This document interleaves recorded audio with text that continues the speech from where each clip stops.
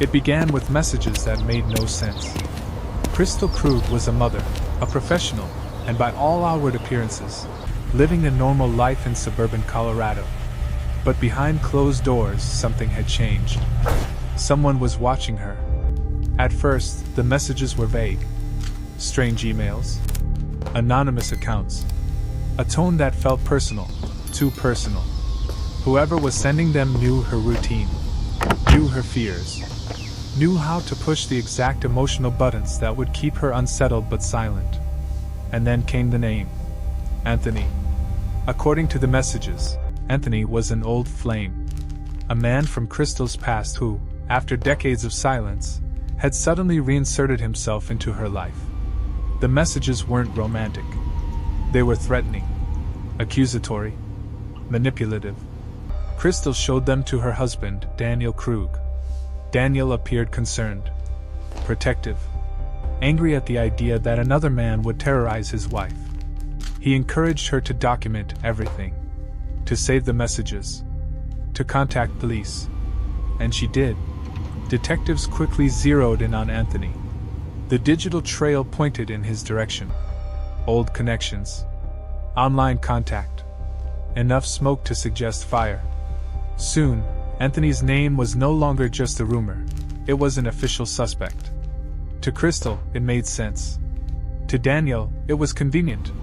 While police searched for Anthony, Daniel did everything a worried husband should do. He installed cameras, checked locks, walked Crystal to her car, told coworkers his family was being targeted.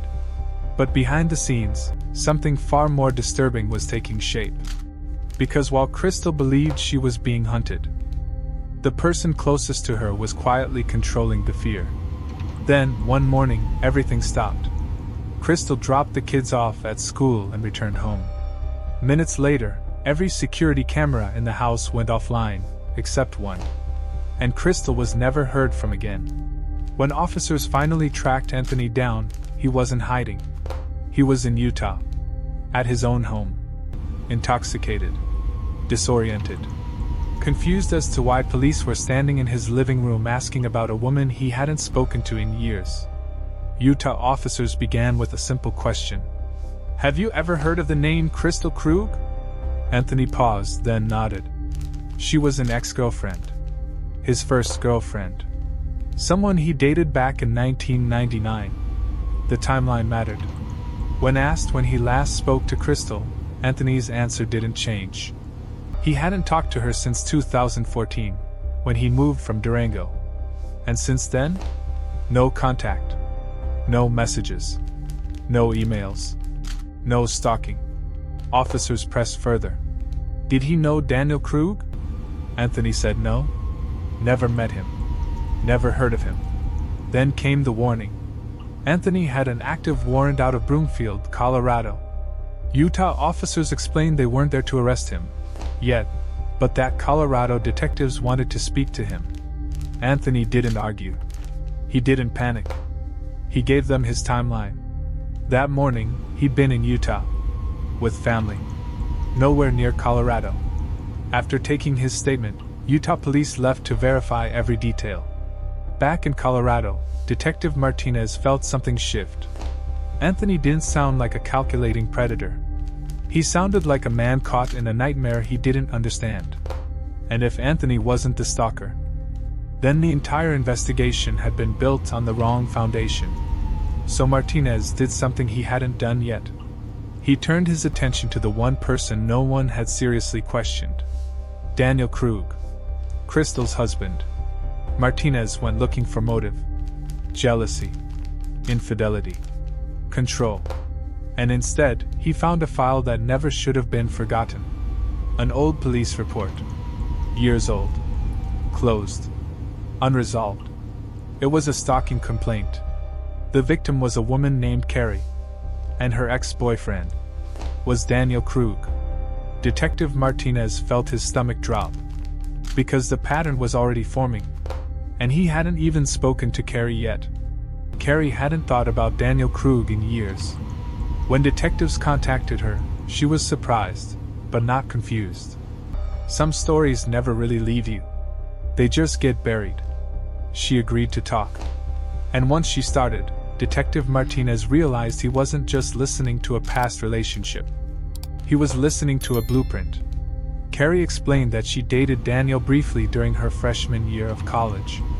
Only a few months. But when she broke things off, Daniel didn't accept it well. He was emotional, desperate, afraid of being abandoned. At first, his behavior felt sad, not dangerous. Then the messages began. They didn't come from Daniel. They came from his roommate, a man named Tom. Tom messaged Carrie constantly through AOL Instant Messenger. He spoke about Daniel's heartbreak, his depression, his fear of being alone. He urged Carrie to stay in touch, to be patient, to not cut Daniel off completely. And Carrie believed him. Tom was real. She had spoken to him on the phone. He lived with Daniel. But eventually, something began to feel wrong. The tone of the messages shifted. The phrasing sounded familiar. Too familiar. That's when Carrie realized the truth. Tom wasn't messaging her. Daniel was. He was impersonating his own roommate, using sympathy as a weapon to keep her emotionally tethered. And that was only the beginning. After the breakup, Carrie tried to move on. She met new people, dated again. And every time she did, someone new appeared. A stranger would message her, claim to know private details about her life, spread rumors that destroyed her budding relationships. One man told her she'd slept with multiple people. Another warned her she was being talked about behind her back. Each time, her new relationships collapsed. Isolation became the pattern. Then came the Air Force Academy incident. Carrie told Daniel she'd gone to a movie with cadets. Days later, she was contacted by someone claiming to be an academy student, saying vicious rumors were spreading about her. It escalated so badly that she was called into a meeting with investigators at the Air Force Academy. Forensic psychologists reviewed the messages. Their conclusion was blunt. They believed one person had written them all. And that person was Daniel. But the messages had been sent from a public library. No devices. No direct digital proof. The case was never prosecuted. Carrie was left with suspicion, but no justice. As she finished telling her story, the room was silent. Detective Martinez didn't need to ask the obvious question. The similarities were impossible to ignore.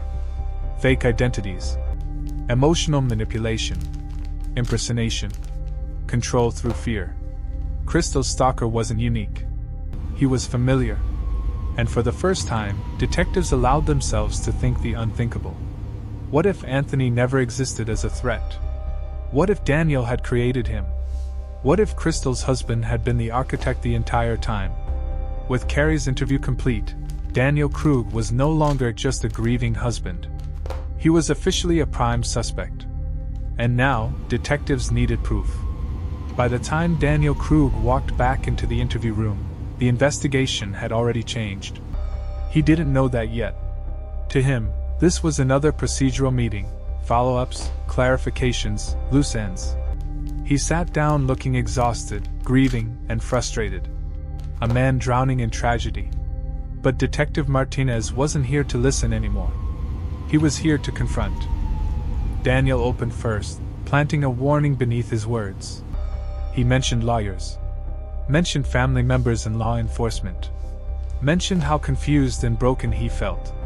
It was a subtle message, pushed too hard, and this ends. Martinez didn't take the bait. Instead, he shifted the conversation somewhere safe. Crystal. The marriage. The stress. Daniel talked about resentment. About feeling unvalued. About believing he was sacrificing everything for a family that didn't appreciate him. He admitted there had been distance, emotional pain, rejection. To Daniel, it sounded like honesty. To detectives, it sounded like motive. And then Martinez changed gears. Slowly. Carefully. He explained that investigators had received new information, digital information. The emails. The accounts. The messages that had terrorized Crystal. They weren't coming from Utah. They weren't coming from Anthony. They were traced to IP addresses at Daniel's workplace. Daniel froze.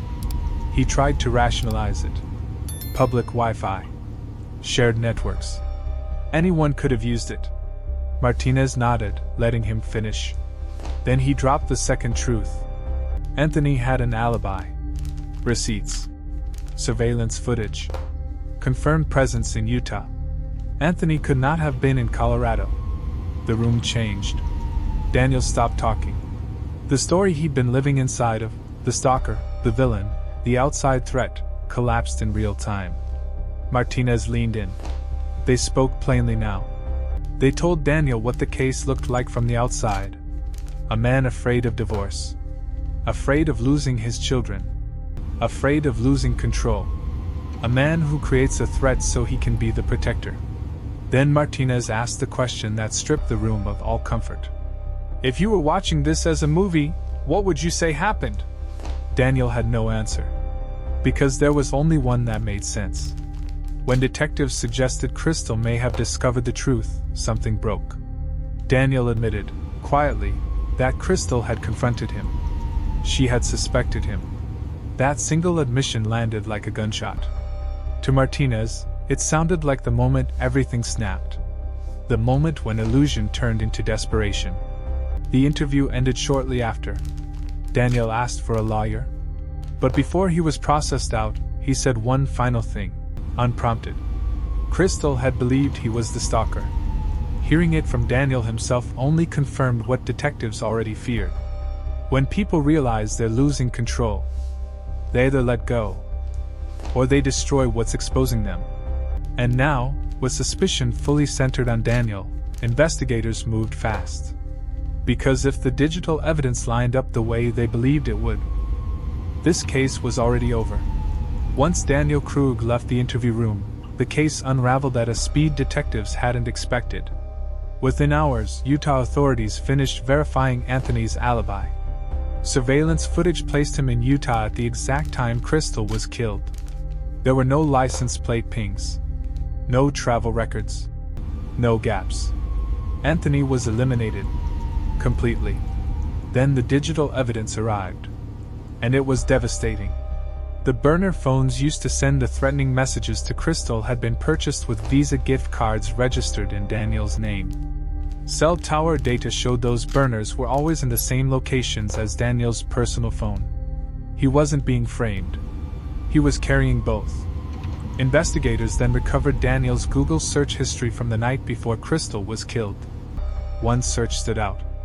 How hard would you have to hit someone in the head to make them unconscious? There was no mistaking it now. The stalker had never existed. Daniel had created him. Every fake message. Every threatening email. Every moment of fear. It was all part of a twisted attempt to regain control of a marriage he felt slipping away. And when Crystal finally confronted him, when she suspected the truth, the illusion became a liability. On the morning of the murder, Crystal arrived home after dropping the kids off at school.